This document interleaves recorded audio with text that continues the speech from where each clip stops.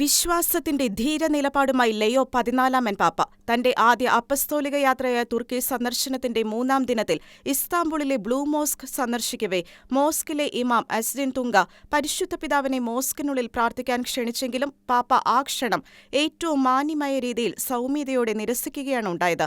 പ്രാദേശിക ആചാരപ്രകാരം പ്രവേശന കവാടത്തിൽ വെച്ച് പാപ്പ തന്റെ ഷൂസ് ഊരിമാറ്റിയിരുന്നു. വെളുത്ത സോക്സ് ധരിച്ച് മോസ്കിൽ പ്രവേശിച്ച പാപ്പ അവിടെ പ്രാർത്ഥന നടത്താനുള്ള ക്ഷണം സൗമ്യമായി നിരസിക്കുകയായിരുന്നുവെന്ന് ഇമാം അസ്ഡിൻ തുങ്ക തന്നെ വെളിപ്പെടുത്തി.